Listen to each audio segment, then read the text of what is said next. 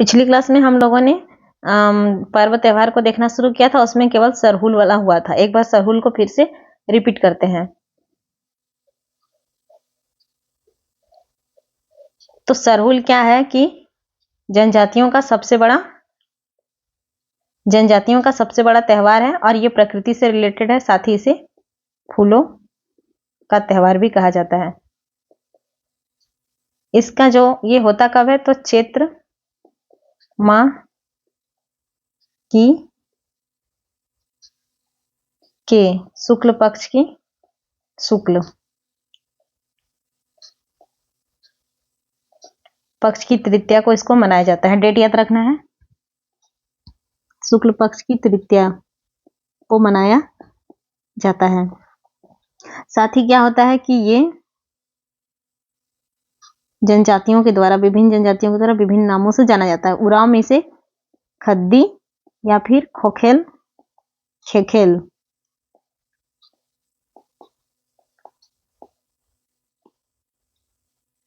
बेंजा संथाल द्वारा बा परब या फिर बाहा, हो जनजाति के द्वारा बा, मुंडा के द्वारा सरहुल, और क्या बचा, खड़िया के द्वारा जंकोर, भूमिज के द्वारा हादी बोंगा इत्यादि नामों से जाना जाता है। और इसका हम लोगों ने देखा था पिछले क्लास में कि 4 दिन ये पर्व मनाया जाता है। पहला दिन मछली का अभिषेक किया गया, पानी को छिड़का जाता है प्रत्येक घर में। दूसरा दिन उपवास रखा जाता है, साथ ही पाहन के द्वारा प्रत्येक घर की छत पे सरई फूल को खोसा जाता है। तीसरा दिन जो था उसमें सरना स्थल पर सरई फूल का पूजा होता है और मुर्गी की बलि दी जाती है, और साथ ही चावल और मुर्गी की जो मांस है उसको मिलाकर के एक सूली नामक प्रसाद बनाया जाता है, ऋषि को वितरित किया जाता है। और चौथा दिन जो फूल है सरई फूल, उसको गिड़वा में विसर्जित किया जाता है। और देखे थे कि एक परंपरा है कि पाहन 3 पात्र लेता है और तीनों में पानी भरता है और उसमें देखता है कि अगर पानी का स्तर घट गया तो अकाल की संभावना व्यक्त करता है, अगर पानी का स्तर सामान्य है तो उत्तम वर्षा का संकेत देता है। अब देखते हैं करम पर्व। यह प्रकृति संबंधी त्योहार है तथा यह झारखंड का दूसरा सबसे बड़ा पर्व है। पहला पर्व हो गया सबसे बड़ा सरहुल, और दूसरा जो है सेकंड नंबर में करम का कर्मा का बारी आता है। इस त्योहार का प्रमुख संदेश कर्म की जीवन में प्रधानता है, इसको याद रखना है। इसका क्या संदेश है? कर्म की जीवन में प्रधानता, जैसा कर्म करिएगा उस तरह का जीवन होगा। यह आदिवासी और सदानों में समान रूप से प्रचलित है। आदिवासी और सदान दोनों में ये समान रूप से प्रचलित है। इस पर्व में भाई के जीवन की कामना हेतु, इसमें क्या होता है कि बहनें जो है वो भाई की लंबी आयु हेतु उपवास रखती है, और यह पर्व हिंदुओं के भाई दूज की भांति ही भाई बहन के प्रेम का पर्व है। और हिंदू धर्म में जो भैया दूज मनाया जाता है उसी प्रकार से जनजात आदिवासी और सदानों के द्वारा कर्मा का त्योहार मनाया जाता है। ये भाई बहन के प्रेम का पर्व है। पहला तो ये है कि इसका संदेश ये है कि कर्म की जीवन में प्रधानता, बहन लोग तो अपना कर्म कर दे, अपना जो उनका धर्म है पर्व करना वो कर देती है, भैया का कर्म किस तरह है उसका फल उनके जीवन पे पड़ता है। यह पर्व भादो माह के शुक्ल पक्ष की एकादशी, इसे याद रखना है। जो कर्म है वो हम लोगों ने देखा है कि वो 15 अगस्त के बाद ही होता है, तो वो उस समय का जो महीना होता है वो भादो का होता है। भादो माह का जो शुक्ल पक्ष, एक कृष्ण पक्ष और एक शुक्ल पक्ष। कृष्ण पक्ष मतलब कृष्ण से ही समझ में आता है कि काला बोल रहा है, तो उस समय क्या होता है कि चारों तरफ पूरा काला रहता है। लेकिन जो कृष्ण शुक्ल पक्ष है वो इंजरिया करके हम लोग बोलते हैं, इंजरिया रात है, तो वो जो शुक्ल पक्ष है उसी को इंजरिया, उसी टाइम चारों ओर रोशनी नजर आता है रात में। तो भादो माह के शुक्ल पक्ष की जो एकादशी है उस दौरान ये पर्व मनाया जाता है, मतलब उस दिन उपवास होता है। हालांकि इसका स्टार्ट तो 7 दिन पहले ही हो जाता है, लेकिन भादो माह के शुक्ल पक्ष की एकादशी को इसका उपवास किया जाता है। इस त्योहार में नृत्य के मैदान, जिसको अखड़ा में करम वृक्ष की 2 डालियां गाड़ दी जाती है तथा पाहन द्वारा लोगों को कर्मा एवं धर्मा नामक 2 भाइयों की कथा सुनाई जाती है। इस पर्व के दौरान रात भर इसमें रात भर नृत्य गान का कार्यक्रम किया जाता है। और मुंडा जनजाति में क्या है कि करम की 2 श्रेणियां हैं। राजकर्म, देशकर्म। किस जनजाति में 2 श्रेणियां हैं? तो मुंडा जनजाति में। पहला हो गया राजकर्म। राजकर्म में क्या है कि घर आंगन में ही जो की जाती है पूजा, पारिवारिक पूजा, वो होती है। और दूसरा एक है देशकर्म। वो कहाँ होती है? तो अखड़ा में सामूहिक पूजा होता है, अखड़ा में। राजकर्म घर आंगन में पारिवारिक पूजा होती है और देशकर्म जो है वो अखड़ा में होता है और ये सामूहिक रूप से किया जाता है। मुंडा जनजाति में कर्मा का 2 प्रकार होता है, राजकर्म, देशकर्म। मुंडाओं में यह मान्यता है कि इस पर्व के दौरान कर्म गोसाई से मांगी गई हर मन्नत पूरी होती है। और उनकी मान्यता है मुंडा जनजाति में कि इनसे जो भी मन्नत मांगी जाती है वो पूरी जरूर होती है। मुंडा जनजाति की कुंवारी लड़कियां इस पर्व में प्रोसेस बता रहा है, एक बालू भरी टोकरी में क्या क्या रोपती है? कुर्थी, कुर्थी होगा। जौ मतलब 7 प्रकार का रहता है। कुर्थी, जौ, गेहूं, मकई, उड़द, चना, मटर, 7 प्रकार के अनाजों की जावा, जो फूल बनता है उसको जावा कहते हैं, जावा उगाने की प्रथा का पालन करती है। इस टोकरी को पूजा स्थल में रखकर जावा का प्रसाद वितरित किया जाता है तथा अगले दिन सूर्योदय से पूर्व करम डाली को नदी या तालाब में विसर्जित किया जाता है। ये हम लोगों अपना गांव देहात में देखे हैं। इसमें कुछ ज्यादा बताने जैसा चीज है नहीं कि एक बालू का टोकरी में 7 प्रकार का अनाजों को रोप दिया जाता है और जावा निकलता है और उस जावा का पूजा होता है, मतलब उस टोकरी की पूजा सरना स्थल में होता है। साथ ही जिस दिन मतलब लास्ट होता है, मतलब कर्मा जिस दिन उपवास होता है उसके दूसरे दिन सुबह करम डाली को नदी या तालाब में विसर्जित कर दिया जाता है सूर्योदय से पूर्व ही। तो सरहुल हो गया सबसे बड़ा और कर्मा हो गया दूसरा सबसे बड़ा।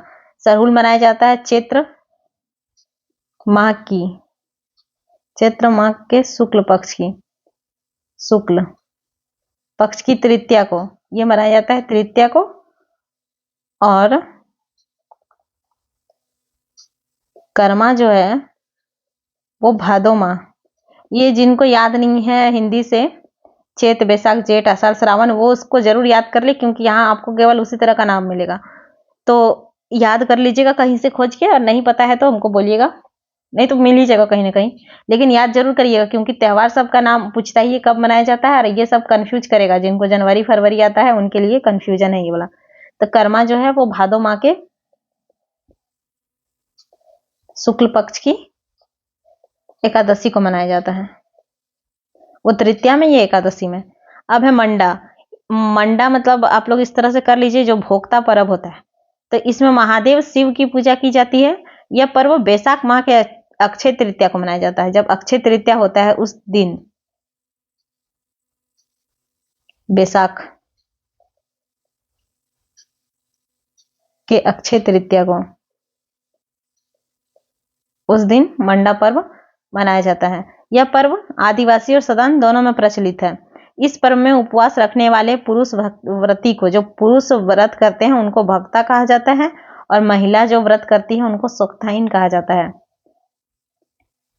पुरुष व्रत करने वाले को भोक्ता और जो महिलाएं व्रत करती हैं उनको सोक्ताइन।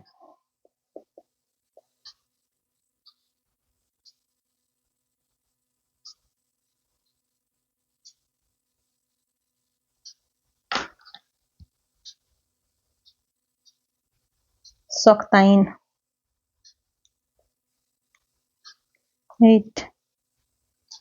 सोक्ताइन कहा जाता है। झारखंड में महादेव शिव की ये सबसे कठोर पूजा है। इसमें क्या होता है कि इस पर्व के दौरान भोक्ताओं को रात में धूप धुवन की अग्नि शिखाओं के ऊपर उल्टा लटकाकर झुलाया जाता है, जिसे धुआंसी कहते हैं। इसमें क्या होता है कि रात में जो भोक्ताएं हैं, मतलब पुरुष व्रती को धूप धुवन की अग्नि शिखाओं के ऊपर लटकाकर झुलाया जाता है, इसको धुआंसी कहा जाता है। इस पर्व में भोक्ताओं को दहकते हुए अंगारों पर चलना होता है, इसे फूलखुंदी कहा जाता है। और अंगारा पर ये लोग चलते हैं, तो इस जो ये प्रक्रिया है इसको फूलखुंदी कहा जाता है। और जब इनको उल्टा लटकाया जाता है तो धुआं खाली खाते हैं, इसलिए इन्हें धुआंसी कहते हैं। इस पर्व के दौरान कहीं कहीं लोहे से निर्मित अंकुश को रस्सी से बांधकर झुलाया जाता है तथा उसमें भोक्ता जो लोग हैं उनकी पीठ पर छेद किया जाता है।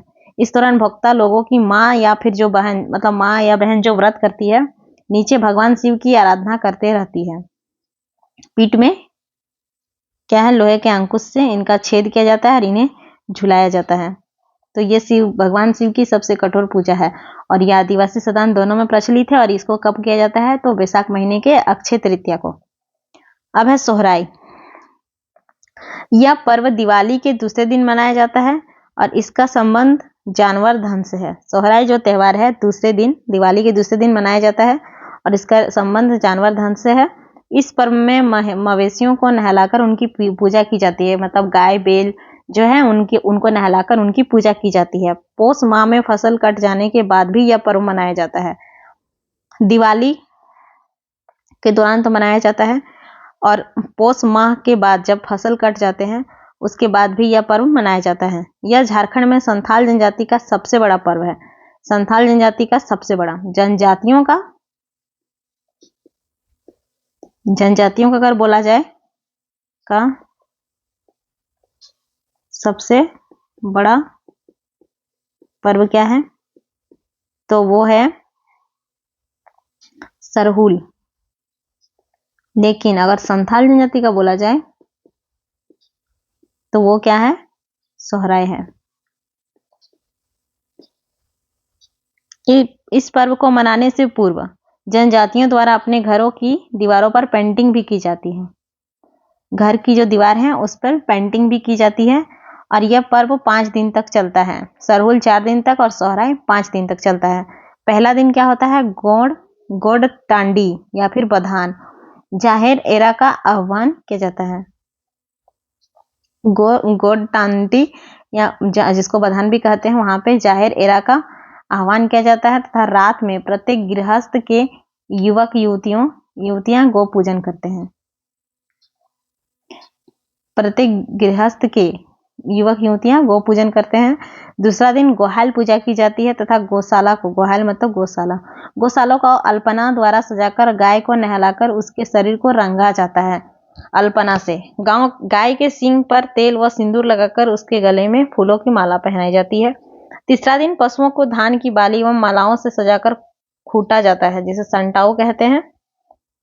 चौथा दिन क्या होता है कि युवक और युवतियां गांव से चावल दाल नमक मसाला आदि मांगकर जमा करते हैं और 5वां दिन जो मांग के लाए चावल दाल उनका खिचड़ी बनाया जाता है, जिसे गांव के लोग साथ खाते हैं। तो पहला दिन जाहिर एरा का आह्वान किया जाता है, कहाँ, गोड टांडी मतलब बथान में। दूसरा दिन गोहल पूजा होता है, गौशाला में अल्पना बनाया जाता है तथा गाय को नहलाकर उसको सजाया जाता है और सींग पर तेल और सिंदूर लगाया जाता है। तीसरा दिन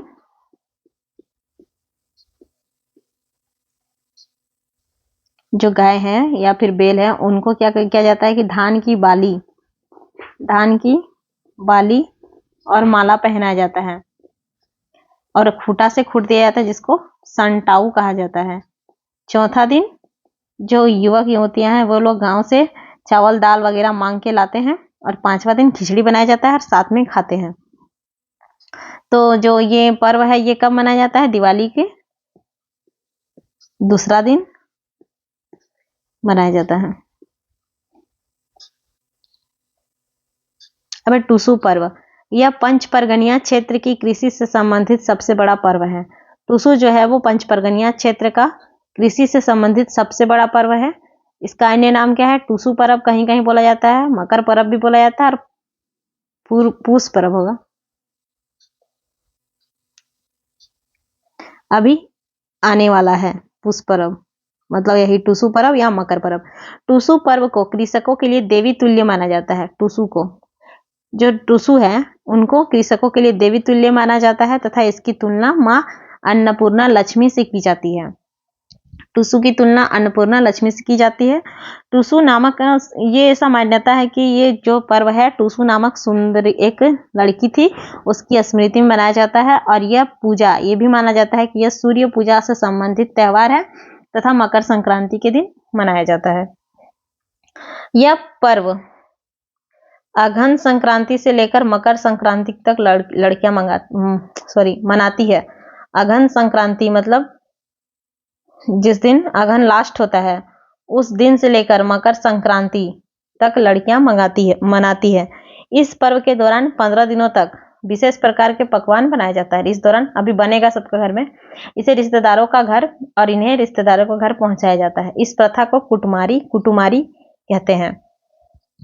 और ये जो प्रथा है बना के पकवानों को भेजना, पीठा वगैरह, तो उसको क्या बोलते हैं? कुटुमारी। इस पर्व के अवसर पर पंच परगना में टुसु मेला लगता है। इसके बारे में मेला में पढ़ेंगे। इस पर्व के दौरान लड़कियों के द्वारा रंगीन कागज से लकड़ी या बांस के एक फ्रेम को सजाया जाता है और इसे आसपास के पहाड़ी क्षेत्र में प्रभावित किसी नदी को भेंट कर दिया था। मतलब सिंपल ये है कि ये जो मकर संक्रांति के दिन, मतलब उस दिन विसर्जित किया जाता है, तो लड़कियां क्या करती है कि लकड़ी या बांस से एक फ्रेम बना होता है, उसको रंगीन कागज से सजाती है और इसको क्या करती है कि नदी या फिर तालाब में विसर्जित कर देती है। और इस पर्व के दौरान तिल का एक विशेष पीठा भी बनाया जाता है, जो कि बनेगा। तिल का एक विशेष पीठा बनाया जाता है। क्या क्या हो गया कि ये पंच परगना का सबसे कृषि से रिलेटेड सबसे बड़ा त्योहार है और इसको कहीं कहीं पूस पर्व, मकर पर्व और टुसु पर्व के नाम से भी जाना जाता है। और ये जो टुसु है इनको किसानों के द्वारा देवी तुल्य माना जाता है, देवी मानते हैं। साथ ही इन्हें अन्नपूर्णा माँ जो है, लक्ष्मी, उनके तुल्य इन्हें माना जाता है। और ये त्योहार मनाने के पीछे एक कहानी है। एक टुसु नाम की जो सुंदरी है, मतलब लड़की थी, उनकी स्मृति में ये मनाया जाता है। कहानी क्या है? तो इसके पीछे कहानी ये है कि टुसु नाम की एक गरीब लड़की थी और जो मतलब कोई क्रूर राजा इसको पाना चाहता था और ये लड़की उसकी गिरफ्त में ना आकर नदी में कूद देती है। तो उसी की स्मृति में यह त्योहार मनाया जाता है। और ये सूर्य पूजा से संबंधित त्योहार भी इसे मनाया जाता है और इसे मकर संक्रांति के दिन मनाया जाता है। और कब से कब? तो अगहन संक्रांति से लेकर मकर संक्रांति तक। और इस दौरान 15 दिनों तक पीठा पकवान बनाया जाता है, जिसको मेहमानों के घर भेजा जाता है और उसको कुटुमारी कहा जाता है, कुटमारी। और लास्ट में इसको मकर संक्रांति के दिन ये लाइन जो है, ये पूछा गया एग्जाम में, लड़कियों द्वारा रंगीन कागज से लकड़ी या बांस के फ्रेम को सजाया जाता है तथा इसे आसपास के पहाड़ी क्षेत्रों में प्रभावित किसी नदी में भेंट कर दिया जाता है। यह पर्व कौन सा है? तो टुसु पर्व है। इस तरह से पूछा गया है। और इस दौरान तिल का एक विशेष प्रकार का पीठा बनाया जाता है। फिर है भक्ता पर्व, वही मंडा टाइप का ही है। यह पर्व वसंत एवं ग्रीष्म ऋतु के मध्य मनाया जाता है। यह पर्व तमाड़ क्षेत्र में प्रचलित है। इस पर्व को सरना मंदिर में बूढ़ा बाबा के पूजा के रूप में मनाया जाता है। इस दिन लोग उपवास रखते हैं तथा गांव के पुजारी को कंधे से उठाकर सरना मंदिर ले जाते हैं। सेंद्रा पर्व, सेंद्रा उराव जनजाति की संस्कृति एवं परंपरा से संबंधित है। जो सेंद्रा है वो उराव जनजाति की संस्कृति और परंपरा से संबंधित है। यह पर्व मतलब उराव जनजाति के द्वारा मनाया जाता है। सेंद्रा का शाब्दिक अर्थ क्या होता है? शिकार। ये पूछा है किसी एग्जाम में शायद। सेंद्रा का शाब्दिक अर्थ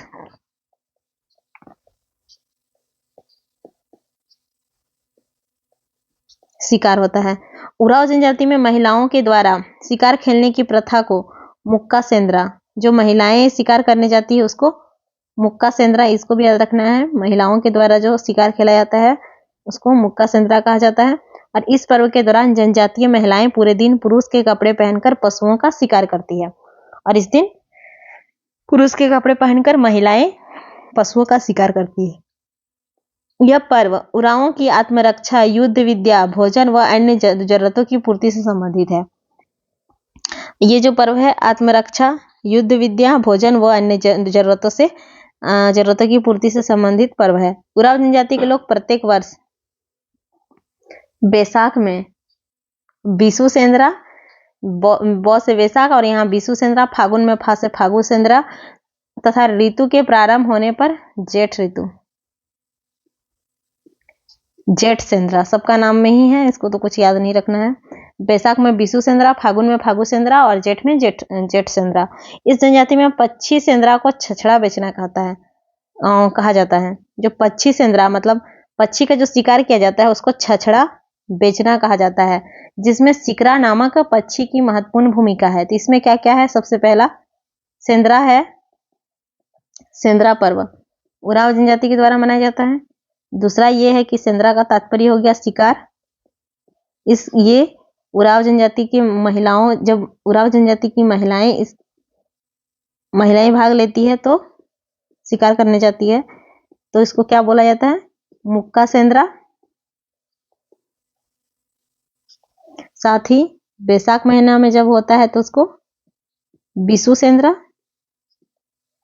फागुन महीना में फागु सेंद्रा और जेठ महीना में जेठ सेंद्रा।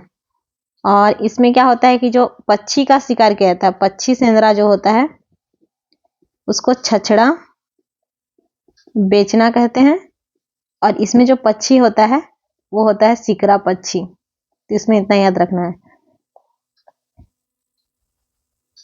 अब है जनी शिकार।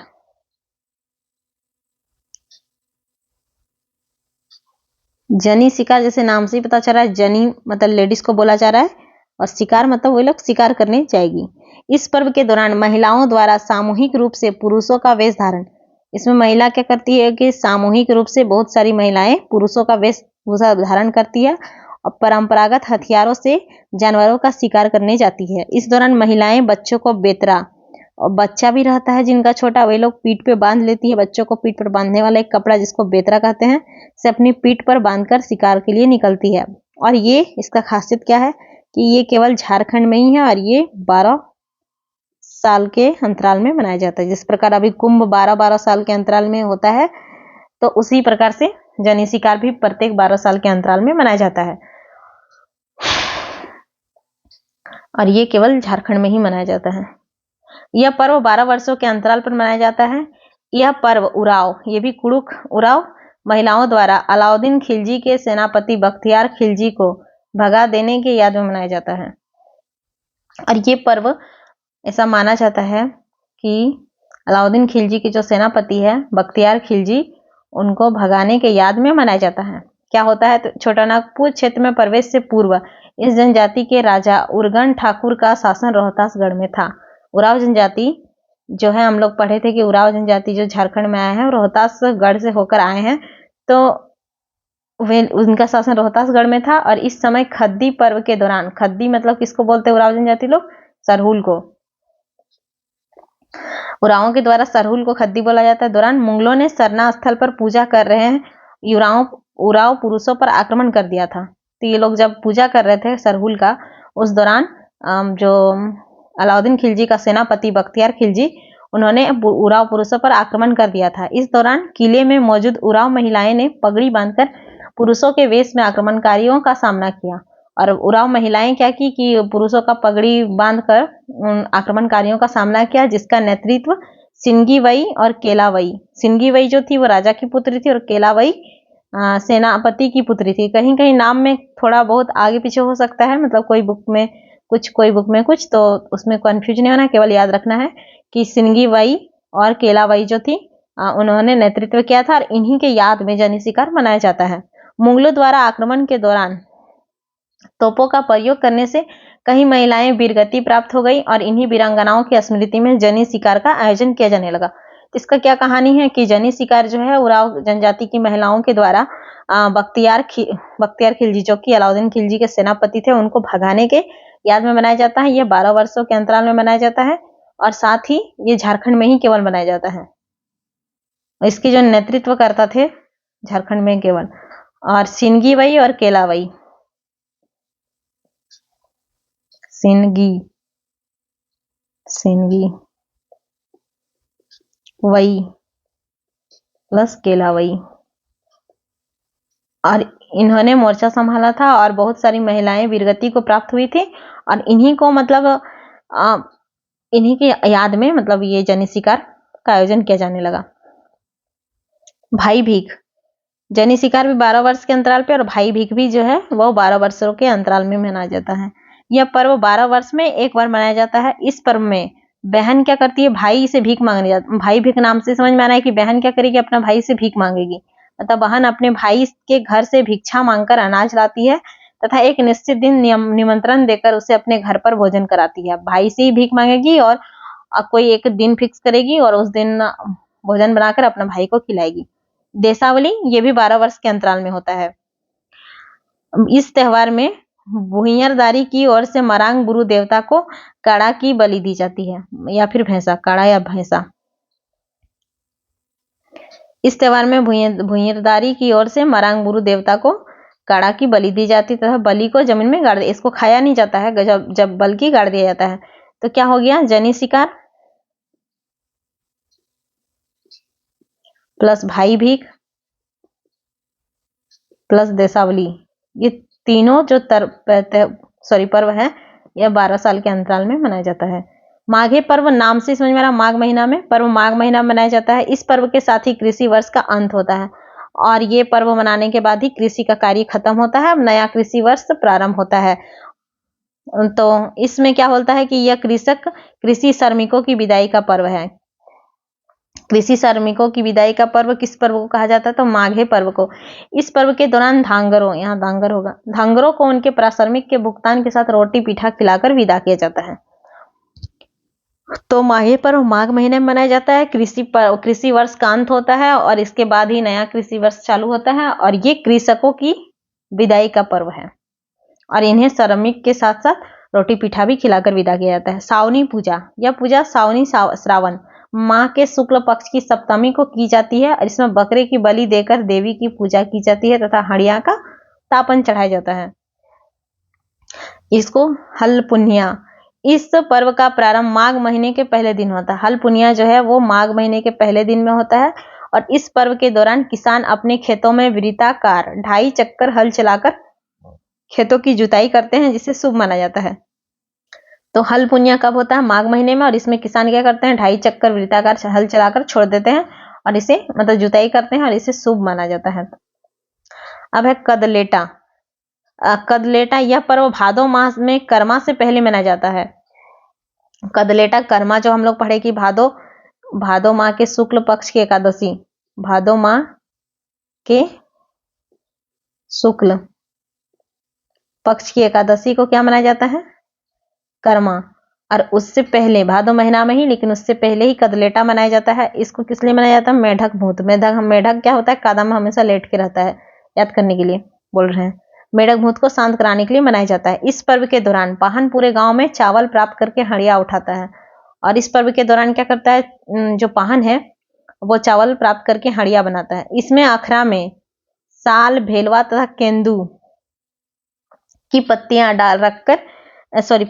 डालियों को रखकर पूजा की जाती है। कदलेटा के दौरान क्या होता है, साल, भेलवा और केंदू की डालियां रखकर पूजा की जाती है तथा मान्यता के अनुसार पूजा के बाद लोग इस डाल को अपने खेतों में गाड़ते हैं ताकि फसल रोग मुक्त किया जा सके। तो कदलेटा कब मनाया जाता है, भादर महीना में, कर्मा से पहले। और ये किस लिए मनाया जाता है, मेढक जो भूत है, मेढक भूत को शांत करने के लिए। और इसमें पाहन के द्वारा साल, भेलवा, केंदू इत्यादि के डाली को रखकर पूजा किया जाता है और किसान लोग क्या करते हैं कि इस डाली को अपने अपने खेत में गाड़ते हैं ताकि फसल रोग मुक्त हो सके, मतलब फसल में कोई कीड़ा ना लगे या फिर कोई बीमारी ना हो। इस पर्व में मुर्गी की बलि की दी जाती है और इसे प्रसाद के रूप में वितरित किया जाता है। फगवा से पता चल रहा है फागुन महीना मनाया जाएगा।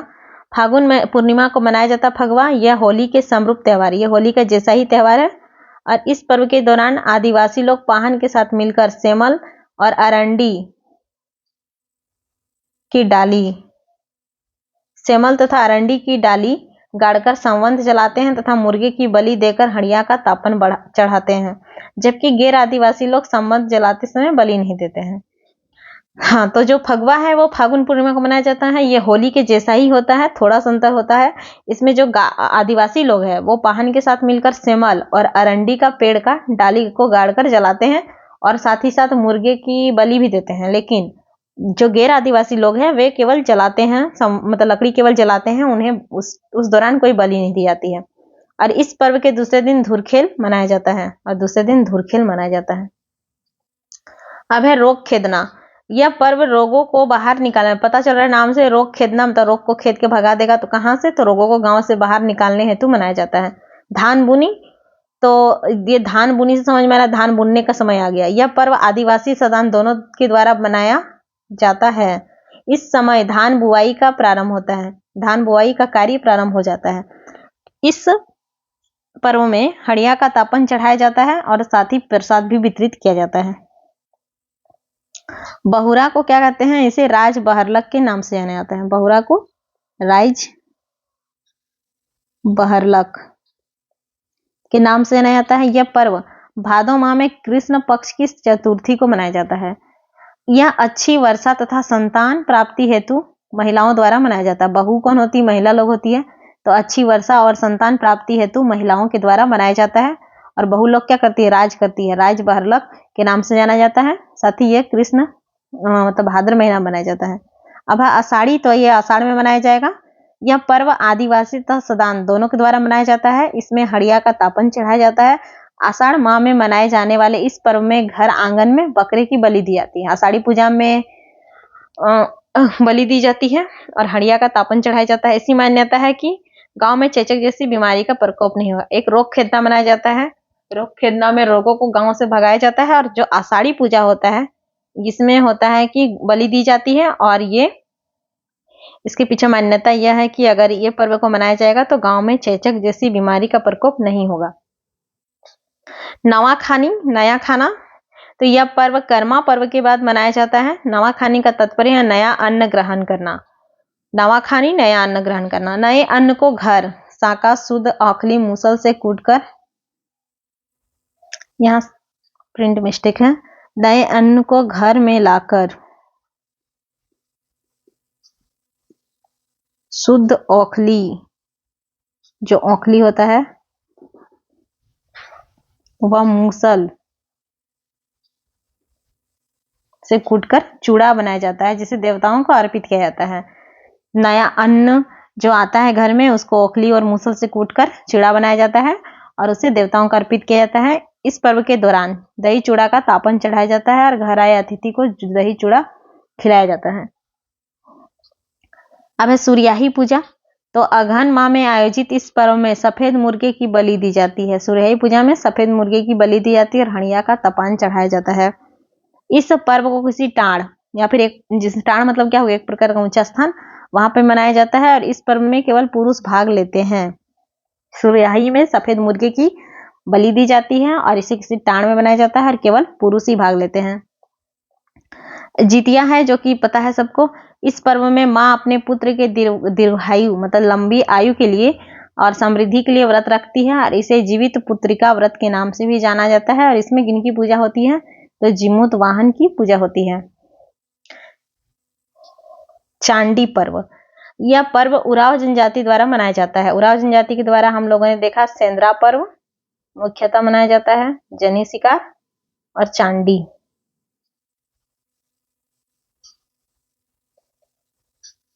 क्या है इसमें कि यह पर्व माघ पूर्णिमा के दिन मनाया जाता है। माघ पूर्णिमा के दिन और एक पर्व मनाया गया था माघे, जो कि कौन सा पर्व था? कृषि वर्ष का इस दिन अंत हो जाता है और नया कृषि वर्ष चालू होता है।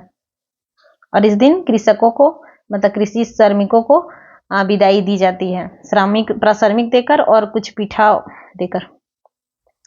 इस पर्व में महिलाएं भाग नहीं लेती। सूर्याही में भी केवल पुरुष ही भाग लेते। उस प्रकार चांडी में भी केवल महिलाएं भाग नहीं लेती है। तथा जिस परिवार में कोई महिला गर्भवती हो तो उस परिवार का पुरुष भी इस पर्व में भाग नहीं लेता है।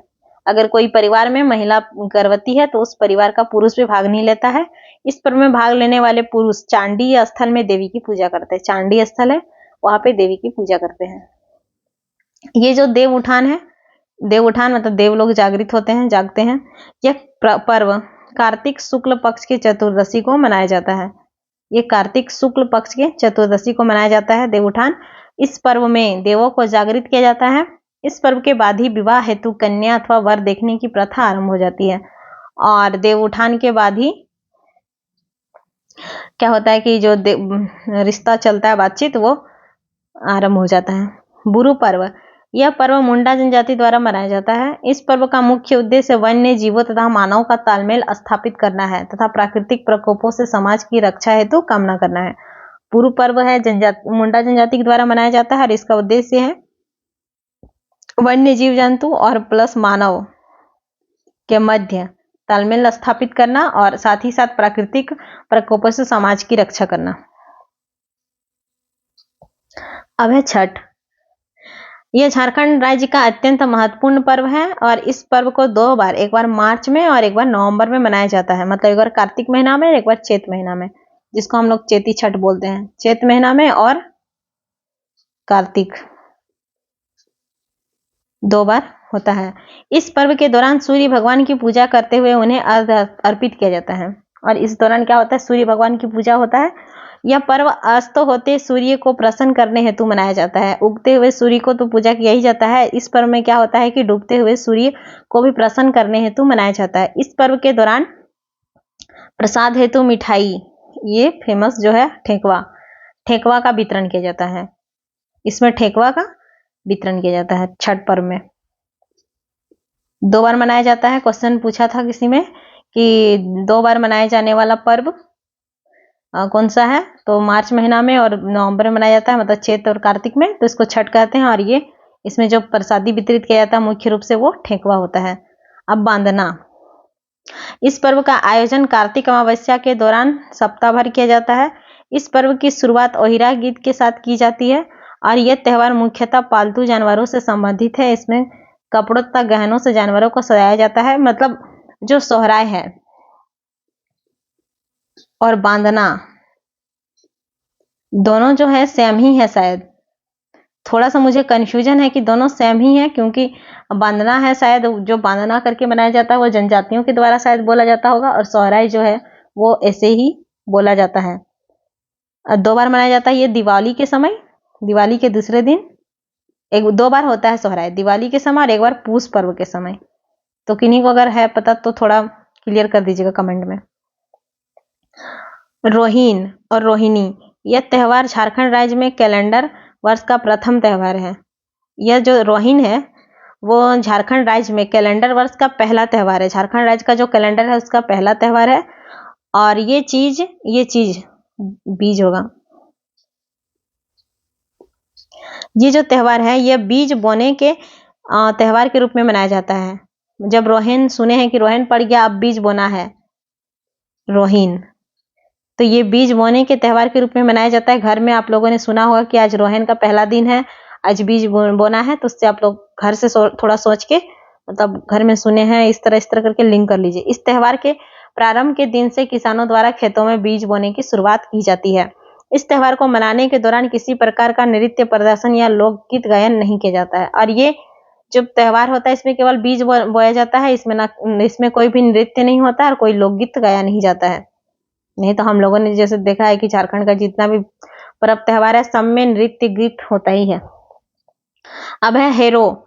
शब्द का अर्थ है छींटना या बुआई करना। हेरो मैंने हरा कर लीजिए। जब हम लोग कोई छींटते हैं, मतलब रोपते हैं, तो सब तरफ हरा हरा दिखता है। और इस पर्व का आयोजन मुख्यतः हो जनजाति द्वारा माघे व बाहा पर्व के बाद किया जाता है। हो जनजाति के द्वारा सरहुल और माघे पर्व के बाद किया जाता है। यह पर्व कोल्हान क्षेत्र में मनाया जाता है। हो का सबसे ज्यादा संकेंद्रण कोल्हान क्षेत्र में है, तो ये कोल्हान क्षेत्र में मनाया जाता है। यह पर्व खेतों में बोए गए बीजों की सुरक्षा हेतु मनाया जाता है। और ये पर्व क्यों मनाया जाता है, तो बीजों की सुरक्षा हेतु मनाया जाता है कि जो बीज हम लोग रोप दिए हैं तो वो अच्छा से निकले। ऐसी मान्यता है कि इस पर्व का आयोजन न किए जाने पर कृषि कार्य का नुकसान हो जाता है। और ऐसी मान्यता भी है कि अगर इस पर्व को ना मनाया जाए तो कृषि कार्य का नुकसान होगा। अब है जावा पर्व। इस पर्व का आयोजन भादो माह में किया जाता है और यह पर्व अविवाहित आदिवासी युवतियों में प्रजनन क्षमता में वृद्धि हेतु अच्छे वर हेतु मनाया जाता है। देखिए, कर्मा और जावा। कर्मा में क्या होता है कि ये भाई बहन के प्रेम का पर्व है। और ये जो जावा पर्व है इसमें अविवाहित आदिवासी युवतियों में प्रजनन क्षमता और अच्छे वर हेतु मतलब वर की कामना हेतु किया जाता है। जावा पर्व प्रजनन क्षमता में वृद्धि तथा अच्छे वर के लिए मनाया जाता है, जबकि कर्मा है वो भाई बहन का प्रेम का प्रतीक वाला पर्व है। कुछ अन्य प्रमुख पर्व भी हैं, पर्व त्योहार है जो विभिन्न जनजातियों द्वारा मनाया जाता है। एक बार आप लोग देख लीजिएगा इसको। अब है मेला। क्लास कुछ ज्यादा ही लंबा हो जाएगा।